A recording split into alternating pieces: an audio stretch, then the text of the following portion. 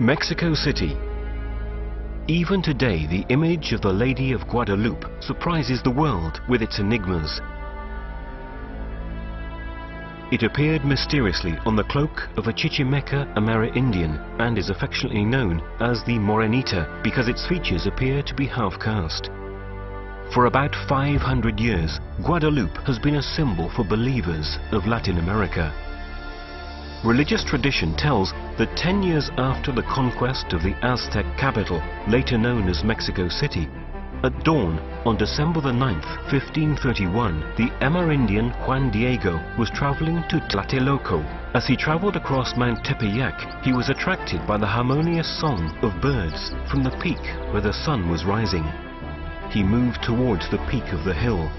He heard a voice quietly calling him and saw a girl standing in a bright light. She spoke to him in the cultured language of the Aztecs, Nahuatl.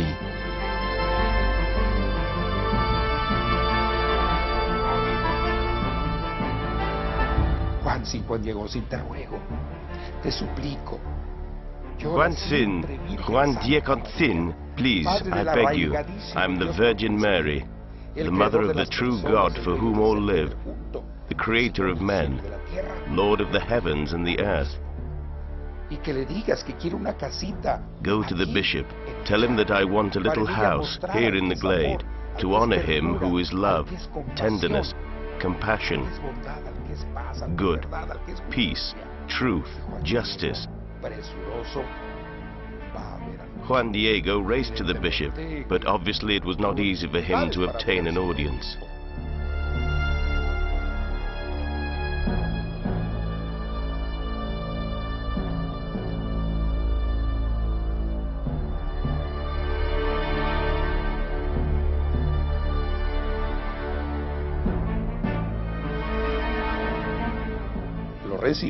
Finally he was received, but the bishop did not believe him and said, I will listen to you later, when I have time.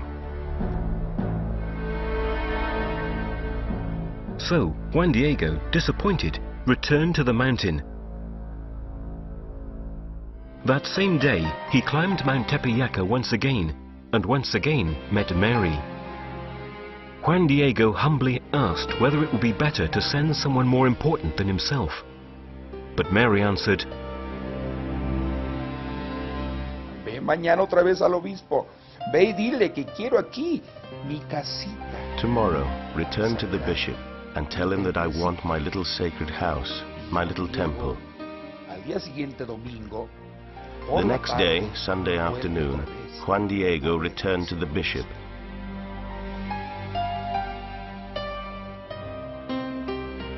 Who did not believe him and said, bring me proof, a sign, so that I can believe that it is truly the Lady of Heaven who sends you.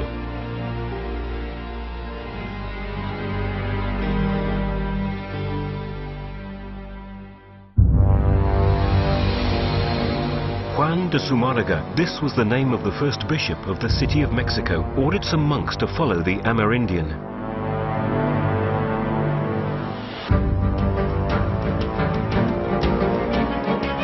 The monks followed him for some time along the path through the woods, but they could not keep up with him, and finally, inevitably, they lost sight of him. Once on the peak of Mount Tepeyac, Juan Diego met Mary once again. When she heard from the poor man that the bishop wanted proof, Mary asked Juan Diego to return the next morning when she would give him a sign to show to Zumárraga. However, Juan Diego did not return the next day. In fact, he had to go and look for a priest, fearing for his uncle, who was seriously ill.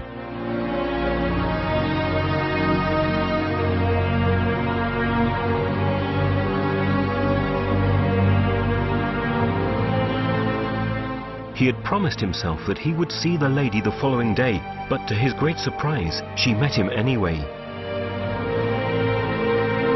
Juan Diego, what concerns you?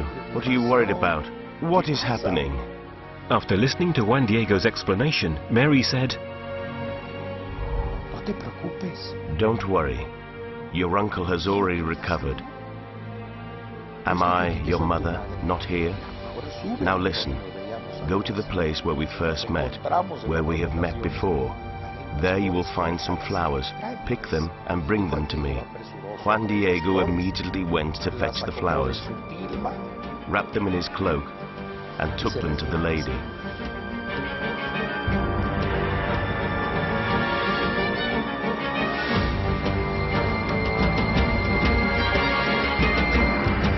Who, when she saw them, touched them, and arranged them and said, "Go to the bishop and give these flowers only to him, and say that this is the sign that the Lady of Heaven has sent to him."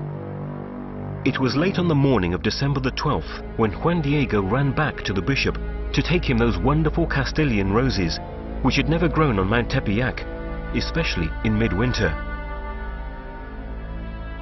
When he reached Zumarraga's palace, the Amerindian had to wait a long time before he was received.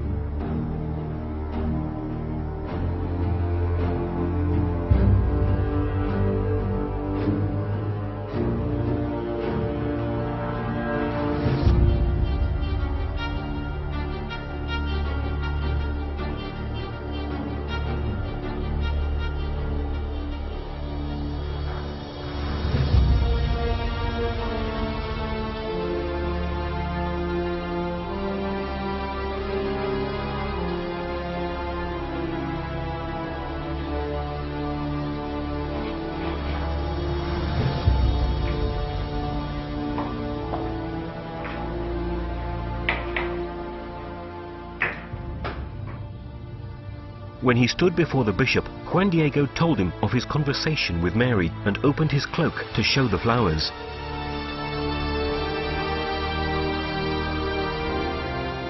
At that very instant, on the poor material of the cloak, an image of Mary appeared. The bishop and all those present fell to their knees before the miracle.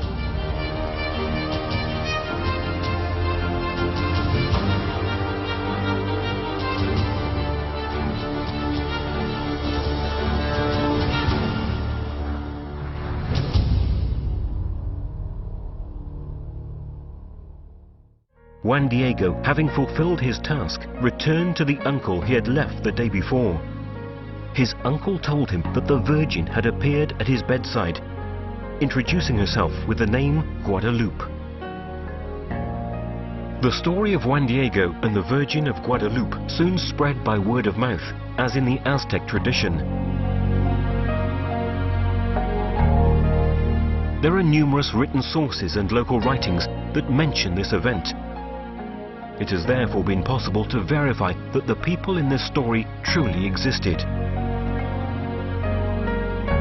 Amongst the local sources closest to the time of the events, there is one that is considered a masterpiece. Its name means, "Here it is told." It is the faithful and historical document of the apparitions of Our Lady, written just 20 years after the apparitions of Our Lady. It is beautiful from the historical, poetic and literary point of view. The most important document is the Nican Mopowa. Undoubtedly, it is one of the most important and ancient. The oldest copy, which is held in the New York Public Archives in the Lenox collection, was written by Antonio Valeriano, an educated Amerindian who studied both Spanish and Latin with the Franciscans, so that he wrote with Latin characters, but with Nahuatl sounds. This and other sources, such as the Code 1548, also known as the Códice Escalada, dating from the year of Juan Diego's death, have been carefully analyzed by the Church. In 1990, Pope John Paul II beatified the Amerindian. Saint Juan Diego thus became the first lay Amerindian to be canonized in the history of Christianity.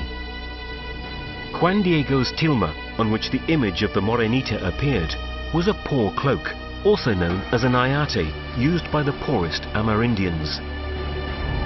They were very long woven cloths that the Amerindians wrapped themselves in. At times they slept on the ground and covered themselves in the cloth, or they used them to carry goods. They wrapped the things they bought at the market in them. They were rough cloths with many uses. This cloth was woven on a belt loom about 50 to 55 centimeters wide. San Diego's ayate was formed of 3 pieces, and the image formed on 2 pieces. So we can see the joint between the 2 cloths and the seam that runs vertically through the image. Se hizo un estudio en el Instituto de Biología de la Universidad. In 1946, the Institute of Biology at the Autonomous National University of Mexico studied the cloak, confirming that it was made from agave fibers. The ayate was certainly not the typical canvas used for paintings. Miguel Cabrera, uno de los grandes pintores del siglo XVIII, dice que era... Miguel Cabrera, an 18th century artist, stated that it was absurd to think that an artist would have used such a rough canvas made up of 2 pieces. When various canvases were joined for a painting, the seam was hidden. It was unthinkable that the painter should leave a visible seam. So, how could an agave canvas, which is very fragile, be preserved for such a long time? It is necessary to treat it continually, to fight the parasites that attack it. That is to say, for example, unlike a linen cloth, which is very durable, agave fibers only last for a very short time. This topic has been a surprise for many investigators, since the fabric has been conserved for more than 475 years.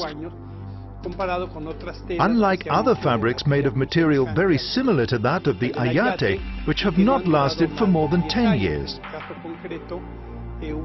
For instance, a painting by Rafael Gutierrez, dating from the late 18th century, located in the Chiesa del Pochito, very close to the ancient basilica, did not last more than 10 years. After 8 years, all the colors used had changed, the fabric had deteriorated badly, the fibers had broken, despite the fact that it had been protected with glass from the very start. The entire setting in which the ayate was kept encouraged decay and deterioration of the fabric, since the environment was quite damp and full of saltpeter. Saltpeter attacks stone and crumbles it. The original image remained almost 120 years without the protection of glass. It is therefore a surprise that this fabric, so fragile, should have been preserved. Special measures to protect it have only been taken in recent years. Recently, studies have been carried out that show that the fabric is still not decaying. Moreover, it must be said that the tilma has survived an incident in which nitric acid was poured onto the fabric, an event that caused the appearance of a spot which is inexplicably disappearing. There is more. A bomb that exploded in 1921 during an attack destroyed everything, even bending a massive bronze crucifix, while the image was the only thing that remained intact. Also, the way in which the image is fixed onto the fabric is still a mystery. In the tilma there is no what we call imprimatur, which is the preparation that painters have to carry out to eliminate the irregularities in the fabric, to fill in the interstices and create a suitable surface so that the paint will stick, so that it will fix. In the case of the tilma, already in 1666 there was proof that this preparation did not exist. The weave of the tilma is so open that you can see through it. Even the brilliance of the colors of the image of Guadalupe does not seem to have dimmed with time. We have descriptions of what it looked like throughout history, and the colors are still the same.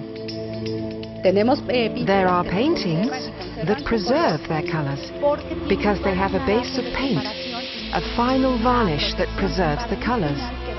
But even so, the varnish that was applied oxidizes with time. In painting, to create the sense of volume and depth, layers of color are used, various brushstrokes of different hues.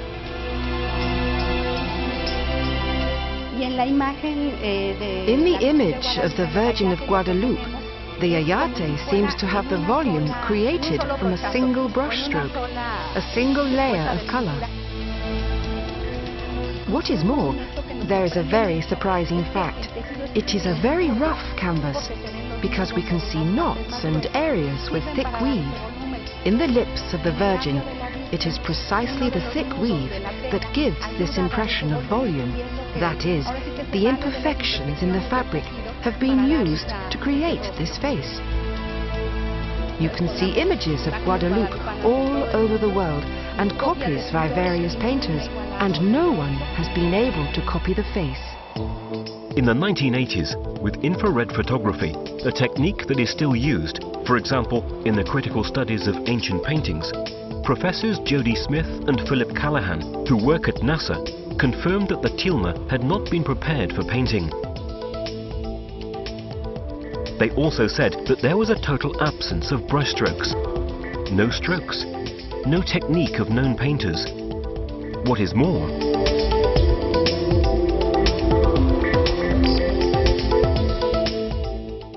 Dr. Callahan concluded, following his studies, that it was not possible to determine the type of pigment. Le sorprende la conservación de los pigmentos después de tanto tiempo. In fact, he was surprised that the pigment had been preserved for such a long time. He was also surprised by the fact that the tilma did not show any damage caused by the smoke and the light of the candles that were used. Callahan's discovery confirmed the results of previous chemical analysis of the tilma. También se ha podido ver a través de estos estudios que in particular, through a study carried out in 1936 by Dr. Richard Kuhn, a yellow fiber and a red fiber of the ayate were analyzed. Kuhn could not determine whether the pigments were of vegetable, mineral or animal origin. Nor has it been possible to explain the preservation of the pigments, which after such a long time appear so natural. This is not true of many copies. Dr. Kuhn was an expert in his field. He received a Nobel Prize for chemistry, and he understood the chemical composition of acids, pigments, tinctures and bases. Smith and Callahan stated, however, that parts of the image could have been added at a later date, such as the rays of the sun, the stars on the cloak, and the moon under the Virgin's feet. But in that case, how can we explain that all the copies of the painting, even very close to the time it was created, show all the elements of the original image? One of the most ancient copies, certainly realized prior to 1571, is held in Italy, in the province of Genoa.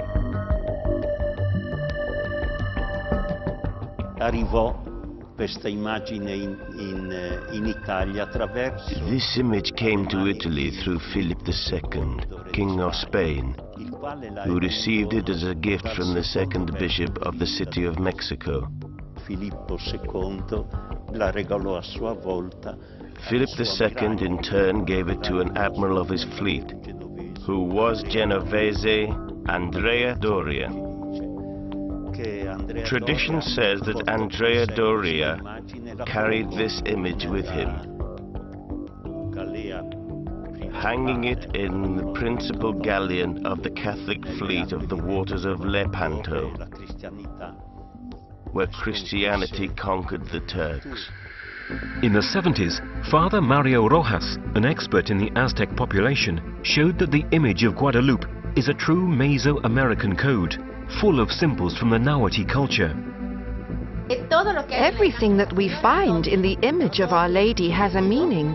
The colors of her garments represent regality, the blue turquoise color or the jade, which was much more valuable than gold. The pinky color of the gown symbolizes the aurora, meaning that the Virgin, with her apparition, announces the birth of the Son, of God. Also, in the color of the aurora, she carries the cerro flowers. There are 3 types of flower. In the Mexica signs, the most important is the Nahui Olin flower. It has 4 petals with a center. The 4 petals represent the cardinal points, that is the eternal movement of God, the center of the cosmos. This, for the Mexicas, meant that it was the most important thing that she had, as if she was saying, I am carrying the godchild, the sun child, so that he can be born here with you, so that you can know him. And they understood this perfectly with the Naui Olin, the flower. Even the shape of the flowers on the Virgin's garments has a precise meaning.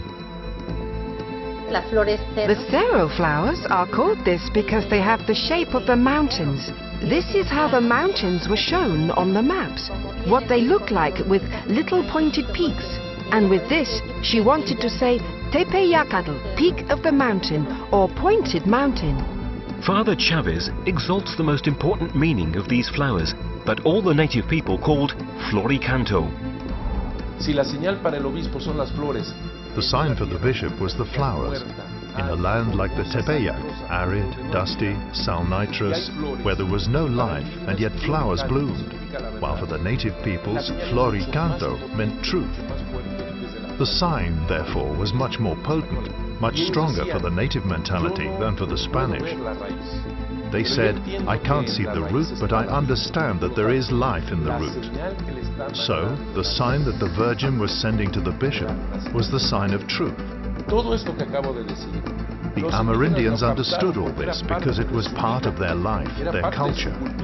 They understood perfectly that not only was that figure noble, but also that she was an empress, because only the emperor, Moctezuma, could use the azure cloak, which meant the sky dotted with emeralds.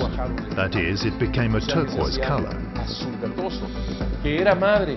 It also meant that she was a mother, because she was pregnant with the omnipotent God, since the four-petaled flower was present. That she was a virgin, like a maiden, because of the loose hair combed down, which meant virginity. So the Amerindians saw in the hair virginity, and in the belt maternity. In fact, in the Aztec culture, when a woman was pregnant, she wore a dark purple ribbon around her waist. A mystery also lies in the stars on the cloak. Dr. Juan Homero Hernandez Yescas carried out a specific study in cooperation with two doctors in astrophysics, Canto Io and Armando Garcia de Leon of the Autonomous National University of Mexico. The researchers began by calculating the date and the position of the stars corresponding to the winter solstice of 1531. In fact, they knew that for the Aztecs, the winter solstice meant the birth of the new sun, the light that rediscovers strength and vigor, and it was therefore a very important moment of the year. The scholars discovered that in 1531, the solstice occurred precisely on December the 12th, the day of the miracle of Juan Diego's tilma. It is interesting to note that the winter solstice should have taken place on the 22nd instead of on the 12th. The astronomers of the Mexico Observatory have said that the solstice occurred on the 12th because we had not yet changed from the Julian calendar to the Gregorian. This occurred 50 years later. As the Nican Mopoa tells, the miracle took place in the late morning. We must remember that at this time we cannot see the stars, so what we do is simply reconstruct the position of the stars in a planetarium. In observing the constellations that could be seen at that time in the territory of the Mexico Valley, Dr. Hernandez discovered something surprising. The sky coincided with the stars present on the cloak of the Virgin. On the left-hand side of the cloak, we see the southern constellations, 4 stars that are part of the Ofiuco constellation. Below, we can see Libra, and on the right is one of the stars of the Scorpion. At the height of the arm, we can see 2 stars of the Lupus constellation and the tip of Hydra. Lower down is the slightly inclined quadrant of the Sagittarius constellation, and we can perfectly see the Southern Cross.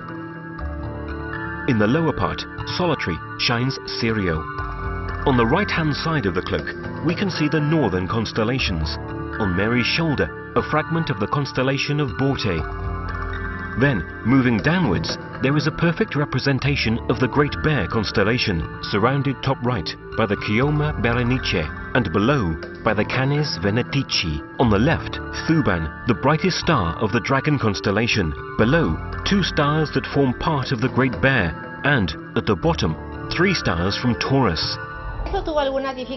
There are some difficulties because, as you know, the sky is concave, and when it is flattened out, it takes on another shape. Initially, attempts were made to represent the stars as we see them from the Earth, but that doesn't work. In fact, it is as if it were a mirror. The stars on the Virgin's cloak exactly reproduce the position of the constellations at the time of the apparition, but looking at them from space and not from Earth. Even the moon, present in the image, corresponds to its astronomical position in the sky on December the 12th, 1531. When Our Lady appeared in the winter solstice, the moon was in its first quarter. This is also stated by Gutiérrez Tibón, explaining that Mexico means navel of the moon. The image of Our Lady herself is a code. Code is a book in which there are no letters, but only drawings, each with its own meaning. If the gown is the plan of the earth, then the stars on the blue cloak are the plan of the heavens. The cultures that developed in Mesoamerica were closely linked to the observation of the sky, observation of the stars. In fact, they even determined the synodal cycle of Venus, Mars and Jupiter. And they managed to observe the movements of the heavenly vaults. The people were permeated by all this astronomic activity. This made it possible, for example, to set the dates of religious festivities or civil activities, and obviously the sowing and harvesting of crops. They determined the astronomical cycles of the conjunction of the planets. They constructed a calendar that can be seen as a lunar-solar calendar. That is, it was related to the cycle of the sun, of the moon, and with the cycle of Venus. The year 1531 must have been a very special year in the complex Aztec cosmogony. In fact, the winter solstice was registered under the conjunction of the Sun and Venus. An astronomic event registered every 104 years, of extraordinary importance for the Aztecs, since it meant the start of a new era. So, the Aztecs had already foreseen that a new era would start in that particular year. El calendario de piedra, el calendario solar, el calendario de los... The stone calendar, the solar calendar, the Aztec calendar, shows that a new era begins in the 13th house Caña, corresponding to 1531. In 1521 there was the conquest of Mexico. It was a terrible, horrendous time for the native people. Not only because they had been overcome in war, but also because they already knew, according to their religious concepts, that the fifth sun, that is to say the sun, the historical period, the era in which they lived, was coming to an end. Both in the image of the Virgin and in the story of the apparitions, we find various references to the best-loved divinity of the Aztecs, the goddess Tonantzin, whose festivity was associated with the winter solstice. Guadalupe Tonantzin. Tonantzin, the mother of all the gods, was a goddess whose temple stood on the slopes of Tepeyac. It even seems that the Amerindians initially called Guadalupe by the name of this goddess, almost recognizing the same divinity in her. They gave her a native name, Tonantzin Guadalupe. Tonantzin is not a name, but a title. Our Little Mother, in a reverential form. So, who can have painted this image, which represents a perfect synthesis between the Christian iconography and the Mesoamerican culture? Who, just 10 years after the conquest of Mexico, could have such a profound understanding of the two worlds? Moreover, who could have translated this knowledge into a masterpiece of harmony, such as the image of Guadalupe? The studies of the image of the Morenita have shown that the painting respects what is known as the golden section. a harmonic correspondence between the individual parts and the whole, between the spaces and the volumes, well known to the Greeks, and which can be translated into the golden ratio, 1 to 6.18, present in nature, in man, in the galaxies, and even in music.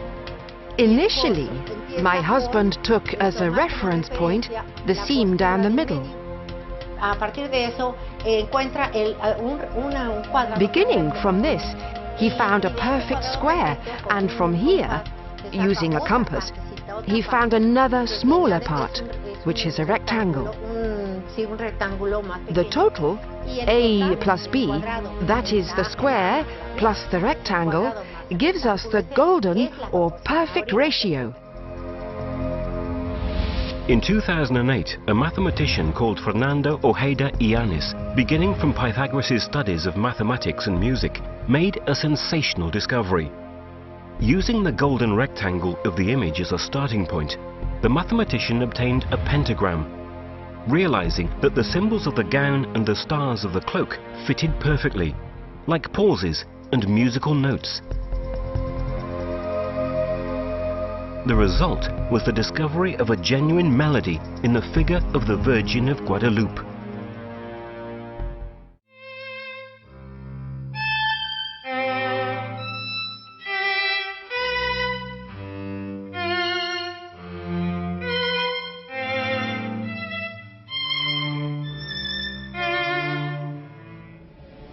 But the wonders that surround Guadalupe do not end here. The Peruvian engineer Jose Aste Tosman, taking up studies carried out in the 60s, according to which there are human figures reflected in the eyes of the Virgin, made an exceptional discovery. Para hacer este estudio lo que utilicé fue la tecnología que estábamos usando en el centro donde yo estaba. To carry out this study, I used the technology used in the center where I worked, which is known as digital image process. It is the same technology that the NASA uses to study the images sent from space. Muchas entidades utilizan también para estudiar imágenes. And many institutions use it to study. For example, microscopic images. At the time we were working on the satellite images of Mexico. For most of the images I used little squares of pixels,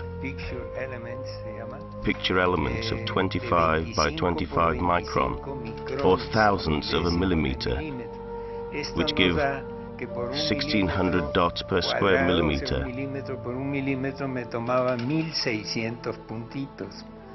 Las ampliaciones fueron hasta crecido 2000 veces. The images were enlarged 2000 times to obtain very specific details. Y hablamos cronológicamente, digamos, el primero que yo descubrí que me llamó mucho la atención. Following a chronological order, the first figure that I found and that attracted my attention was that of a native man, sitting with his legs crossed as the Mexicans used to do at the time. It is very detailed. The seated native wears a ring in his ear. The thickness is as fine as a hair. The professor also identified what is said to be the figure of the bishop, and which corresponds perfectly to paintings from the period in which Juan de Zumárraga is portrayed. Then there is the figure of Juan Diego with a tilma around his neck. Luego encontré algo que me llamó la atención. Then I found something that really attracted my attention. It was a black woman, who I later found out actually existed in history. Then, near what was supposed to be the bishop, I saw a white man. I later came to know that he could have been an interpreter. We know that Zumárraga needed an interpreter. When he spoke to the natives, we know his name. He was called Juan González. The last figures discovered by Tonsman belong to a family group. Mother, father, 2 children, and another pair of adults, where the woman is carrying a child on her back. Altogether, there are 13 human figures to be seen in the eyes of Guadalupe. According to the laws known as Purkinje Sampson, from the name of the scientists who discovered them, when our eyes reflect something, up to 3 images of the same object can form.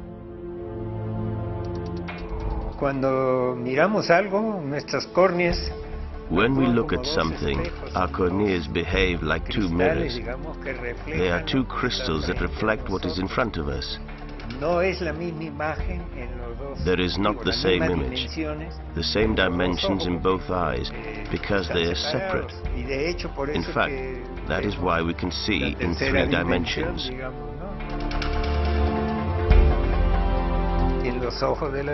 In the eyes of the Virgin, there are 13 joint images, but they are grouped in 2 scenes. One of the questions people often ask is, if the Virgin was in the tilma, how can she see Juan Diego? This is very interesting, because if we analyze the tilma very carefully, we can clearly see that there is no image of the Virgin. It is as if it were just a few instants before the image was impressed. So, the theory is that the Virgin is looking from in front of the group, invisible. The Morenita appeared to Juan Diego's uncle and healed him, and revealed her name to him, Guadalupe. But Guadalupe was a very well-known name in Spain, in the region of Extremadura. In fact, it is linked to another apparition of the Virgin, which has its roots in the period in which Luke, the evangelist, was writing his Gospel.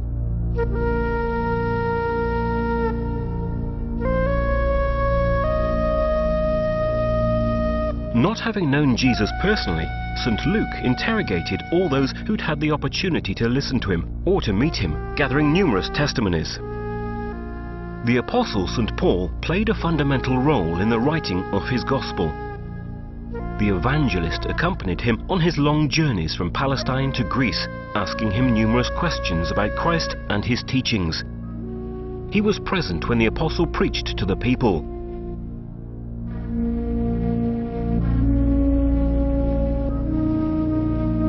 But above all, the Gospel of St. Luke gives the faithful reconstruction of the stories about the true protagonist of this incredible story, Mary. During their long conversations, she confided to him many details of the life of her beloved son. His childhood, the first sermons. St. Luke carefully noted her words, listening devotedly. That is why his work is also called Mary's Gospel. Apart from being an evangelist, it is said that St. Luke was a doctor and an artist. The Virgin was the subject of many paintings and sculptures attributed to him. It is precisely from one of these works that the incredible story that brings us back to the Virgin of Guadalupe in Mexico begins. It is a little statue portraying the Virgin and Child that was placed beside the body of St. Luke when he died in Thebes. So, how did this artifact from Greece arrive in the Extremadura region of Spain? It is said that the statue was carried from Thebes to Constantinople, together with St. Luke's coffin, on the orders of the Eastern Emperor Constantius in 357 AD.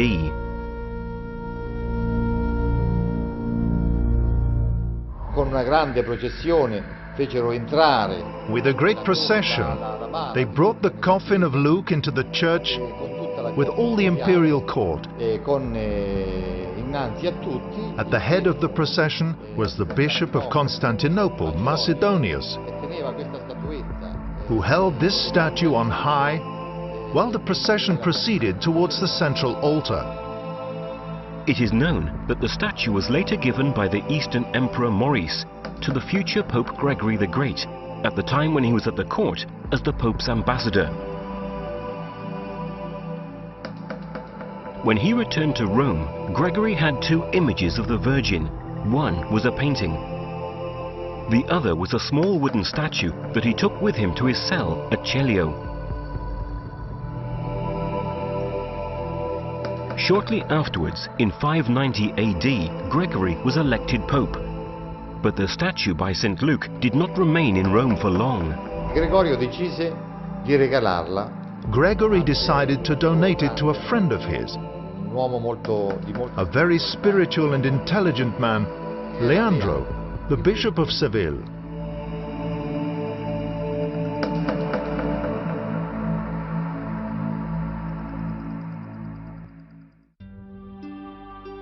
The statue remained on the high altar of the cathedral in Seville for about a century, disappearing during the Arab invasion of Spain.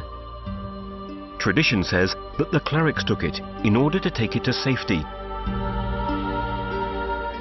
They put it in a sack and fled to the west. They took the old Roman road, the Via dei Lusitani, which crossed Portugal from north to south. They stopped in Merida for some time, and then continued their flight from the invaders, reaching Cáceres in the heart of Extremadura. Following a stream, they came to the edge of a wood and stopped there. They decided that this was a suitable place to hide the precious statue. They began to dig a hole. They pulled out the statue. They looked at it devotedly, knowing that they would never see it again. Then they put it into the sack and buried it.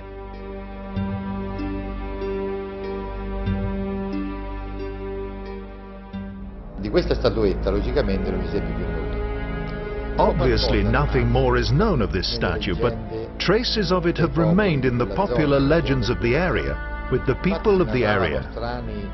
In fact, they told strange stories, stories that grandparents told the children beside the fire during the winters. They told of a treasure hidden in the woods. For 600 years, the little statue by St. Luke was forgotten until the summer of 1329.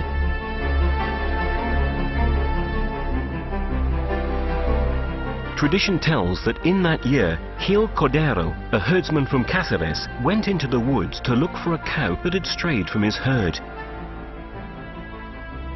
He wandered around for 3 long days, walking the rough tracks of Extremadura. Gil had lost all hope of finding his cow.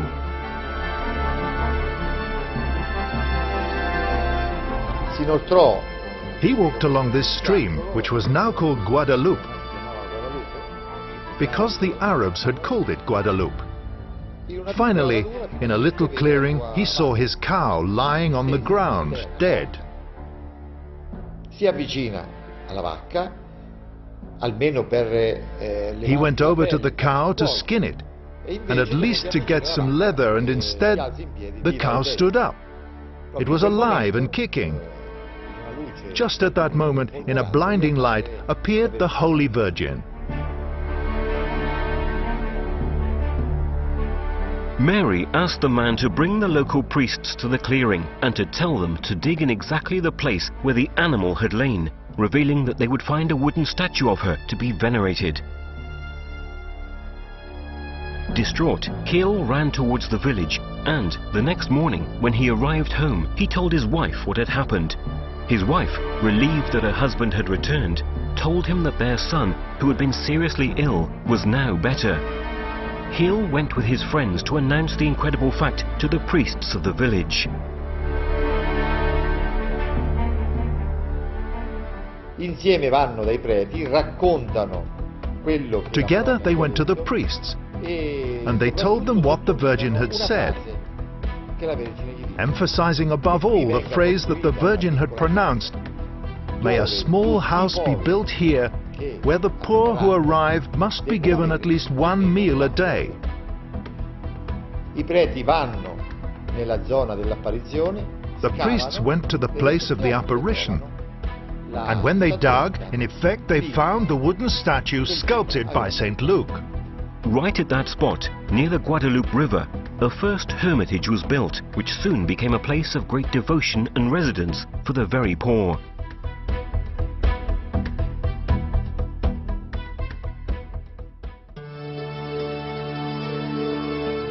Subsequently, the King and Queen of Spain, Isabella and Ferdinando, had the habit of visiting this sanctuary. Addirittura vi costruirono una casa. They even built a house, their residence. E da quel posto And from that place they signed many decrees, many laws. questi decreti fu appunto One of these decrees was whether or not to finance the adventure of Christopher Columbus. There are still many proofs of Christopher Columbus's particular devotion to the Virgin of Guadalupe in Extremadura. A significant episode is reported in his ship's log. al ritorno dalla scoperta delle Americhe, la nave On his return from discovering the Americas, Christopher Columbus' ship ran into a terrible storm. riunì l'equipaggio e fece voto. In this tremendous moment of fear, Columbus gathered the crew and swore that if the Virgin Mary saved them from this terrible storm, some of them should make a pilgrimage to sanctuaries in Europe. Columbus kept his promise. He went to the sanctuary of the Virgin of Guadalupe in Extremadura. Cortés also came from the region of Extremadura, like many missionaries sent to the New World. This suggests that it was the Spanish who gave the name of Guadalupe to the Mexican Virgin. Nevertheless, there is proof that the Spanish and even the Franciscan missionaries did not want the Madonna who appeared in Mexico to be called Guadalupe. On the other hand, at that time, the two peoples were still far from knowing and understanding each other. Following the edict of Charles V, the minister of the Franciscans in Spain, Francisco de los Angeles sent to the Amerindians a group of missionaries known as the 12 Apostles of Mexico, but they were not able to convert the population. I primi anni dell'evangelizzazione furono anni molto difficili. The first years of evangelization were very difficult.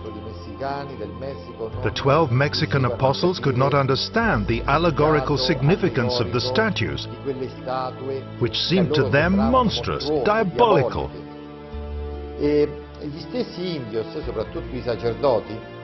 And the Amerindians themselves, above all the priests, could not understand why these men, so holy, who brought a message of peace, who brought a message of brotherhood, were any different from their white Spanish brothers who tortured, imprisoned and killed them. Li torturavano, li privavano della libertà, li ammazzavano. Evidently, a similar evangelization was impossible, titanic. Just think that before 1531 there were 35 Franciscan missionaries, only a few Dominicans and some diocesan, not more than 50 people altogether to evangelize around 23 million natives.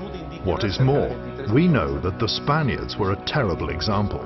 They killed each other, they stole from each other, and they committed the greatest and most serious injustices.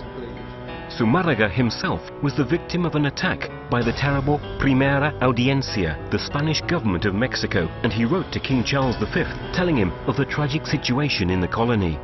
This reference to the bishop is very important. For me, it is the key. That is, the Virgin of Guadalupe came for the Amerindians, who were living the tragedy of the conquest, of the diseases. Their world was collapsing.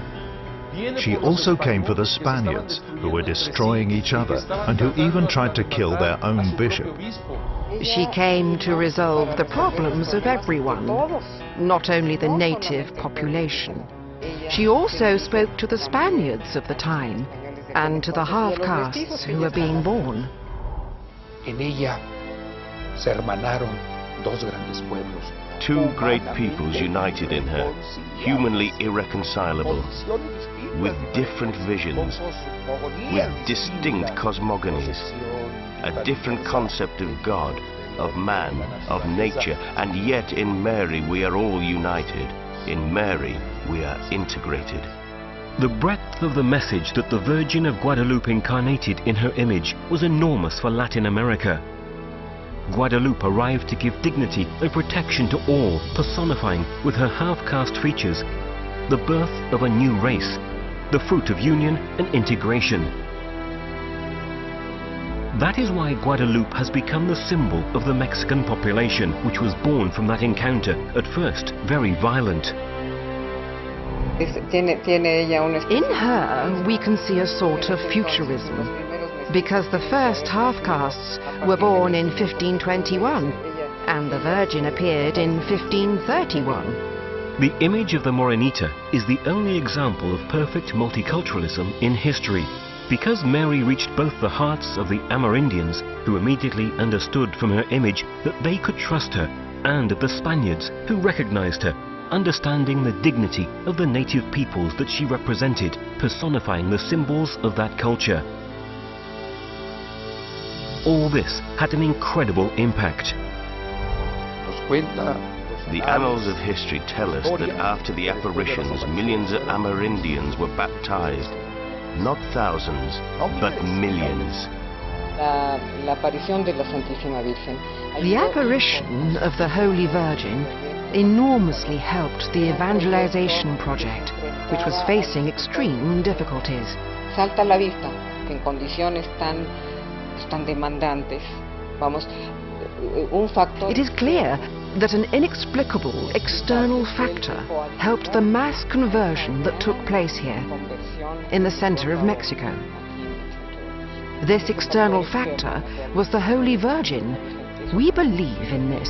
La imagen guadalupana parece ser The Guadalupe image seems to have what we could call the gift of tongues. That is, it speaks to everyone with their own language, to the scientists in science, to historians in history, to anthropologists in anthropology. And as time passes, we can think that the 16th century apparitions spoke to the Amerindians through this image, which for them was a code. For them, the image was a way of communicating, and in it they saw and read a series of messages, a message of love.